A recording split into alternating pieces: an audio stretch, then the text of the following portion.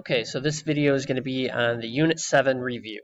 So number 1 here, we're asked to solve the triangles. Okay, so the first thing I'm going to do is I'm going to solve for this side little c here. Okay, I'm going to do that by Pythagorean theorem. So I'm going to have c, or 3 squared plus 9 squared is equal to c squared. This becomes 9 plus 81 is equal to c squared. Then I get 90 is equal to c squared. I need to square root both sides. So square root both sides. Okay, we'll leave this as a decimal. So I get c is equal to 9.5. Okay, there's my first one. Now I just need to find angle B and angle A. Okay, so for angle B, this is my opposite. This is my adjacent. So which trig ratio uses opposite and adjacent? Tangent. So I'm going to have tangent. Well, this is labeled as theta, so we'll use theta is equal to 3 over 9. Okay, I want to get theta by itself. I'm going to take the inverse of both sides. That gives me theta is equal to the inverse tangent of 3 over 9. Okay, we plug that into our calculators, so we use the inverse tangent. Tangent of 3 over 9 is equal to 18.4 degrees. Okay, that's that one. Okay, and then the last one, we have angle A. Well, now, with angle A, now this becomes my opposite, and this becomes my adjacent.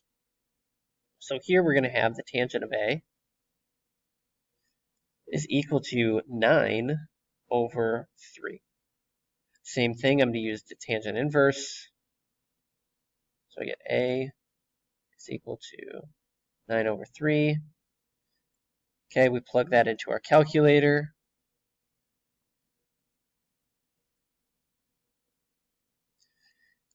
And we get 71.6 degrees. Okay, there's 1A. For B here, I'm going to go ahead and draw a picture. My picture like this. Okay, I know it's going to be a right triangle because I see that H is going to be 90 degrees. So we'll make that H right there. And we'll label this G and J there. Okay, so here we go. We're going to have 90 degrees there. We labeled it. Little g is going to be 11. Little j is going to be 5 there. Okay, and then we're asked to solve for this triangle. Okay, so we'll start off by finding little h here. Okay, I'm going to use Pythagorean theorem. So we'll have 5 squared plus 11 squared is equal to h squared. This gives us 25 plus 121 is equal to h squared. Sorry. H squared. Okay, combine these, we get 146 is equal to h squared. I'm going to square root 146. And I get h is equal to 12.1. Okay, so we get 12.1 there. Okay, there's h. Now we just need to find angle G and angle J. Okay. So here, let's find angle J first. So this is opposite, this is adjacent. It's going to be tangent of J is equal to opposite, which is 5, over adjacent, 11. Use the inverse when you get to here. Okay, I can plug that into my calculator now. So inverse tangent of 5 divided by 11.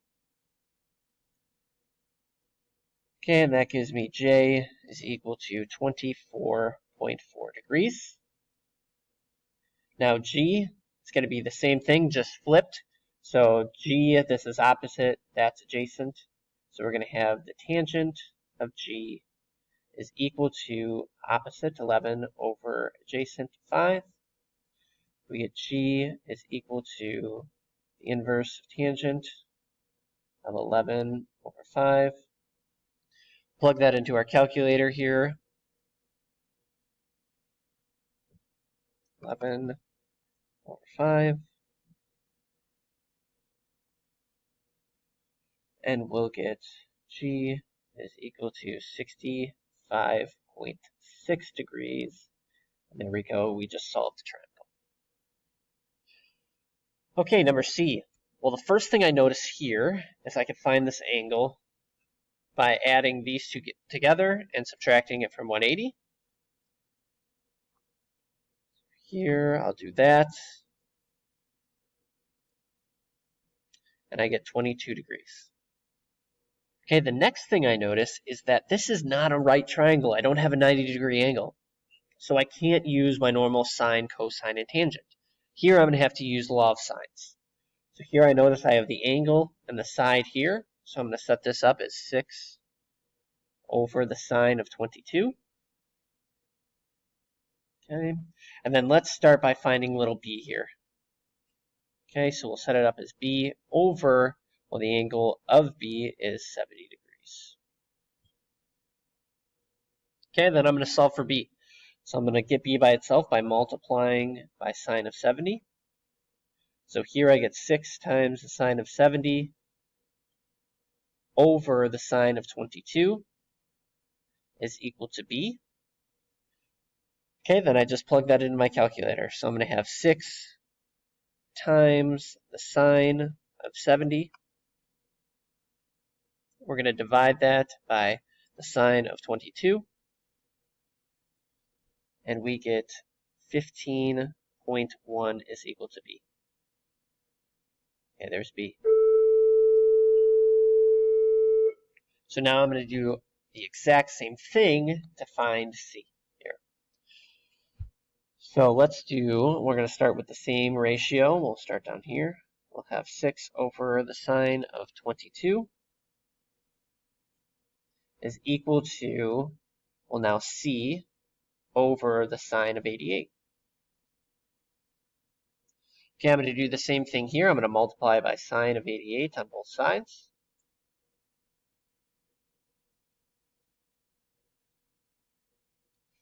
Okay, now work up here. We have 6 times the sine of 88 over the sine of 22 is equal to c.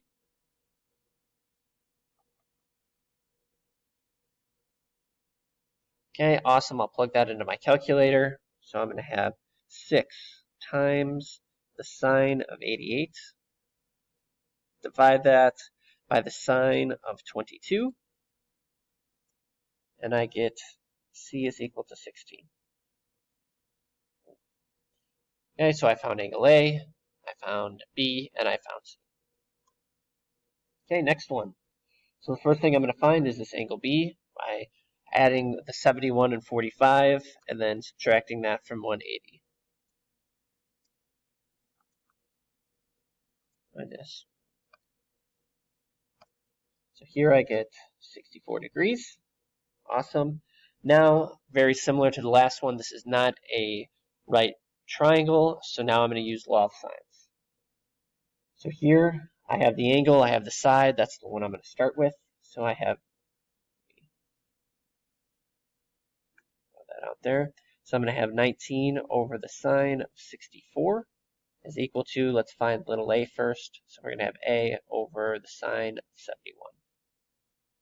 Okay, multiply by sine on both sides. Sine of 71. Like that. Now we're going to get 19 times the sine of 71 over the sine of 64 is equal to a. Okay, now I can plug that into my calculator. I'm going to have 19 times the sine of 71. Divide that by,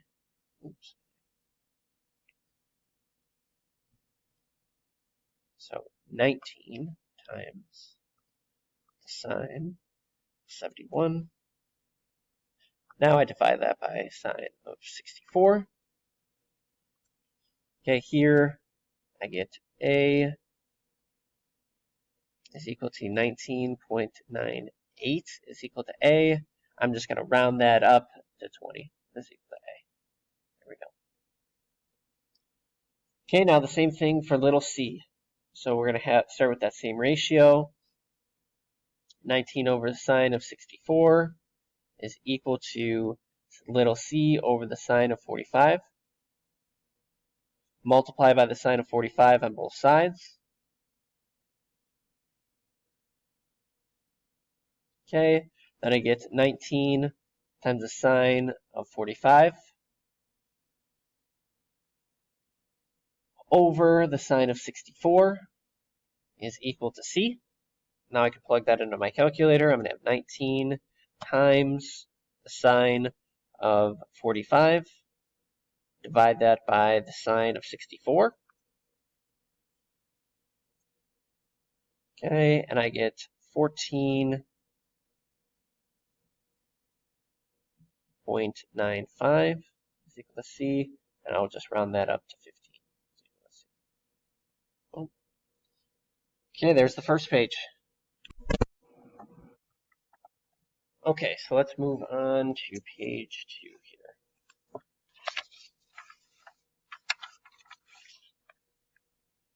Okay, so this first one to A. A man is standing 85 meters from the base of a tower. If the tower is 200 meters tall, find the angle of elevation from the ground where the man is standing to the top of the tower. Okay, so here we go. So the man is standing from 85 meters from the tower. So we'll say here's the tower right here. Okay. The man is right here. He's 85 meters away. If the tower is 200 meters tall, so this is 200 right here. Okay. Find the angle of elevation from the ground where the man is standing to the top of the tower. Okay, so we want to find this angle, we'll label it theta. Okay, well, according to theta, this is opposite. This is adjacent. So we're going to use tangent. So we're going to have tangent of theta is equal to 200 over 85. Use the inverse. We have theta is equal to the inverse of tangent of 200 over 85. Plug that into our calculator. So we're going to have inverse tangent of 200 divided by 85. We get theta is equal to 66.97 degrees. Okay, next one. Okay, so number B, 2B. A scuba diver spots a shipwreck at an angle of depression of 26 degrees. Okay. So let's just say right here's our scuba diver. Actually, draw it a little lower. Right here's our scuba diver. Okay, he's looking down at the shipwreck. Okay, so here's our shipwreck. He's looking down at that. So right here is our angle of depression of 26 degrees. Okay, then it says the angle of elevation from the scuba diver up to his boat is 53 degrees. So let's just say his boat is up here. Another thing that I noticed just reading ahead is that the scuba diver in the shipwreck, where is it? Directly below his boat. So the shipwreck is directly close from below from his boat. So his boat would be right here, directly below, or directly above. Looking up at his boat, that's 53 degrees. Okay, then we're asked if the shipwreck is located directly below his boat and the horizontal distance between the scuba diver and the shipwreck is 120 feet. So this horizontal distance, that's 120 feet. Okay, find the vertical distance between the shipwreck and the boat. So we want to find there. That's not my best picture, but okay. So we want to find this whole distance. So we're actually going to split it up into x and y. Find x, find y, and then we're going to add those together. Okay, so I'm actually going to go onto a separate sheet of paper here.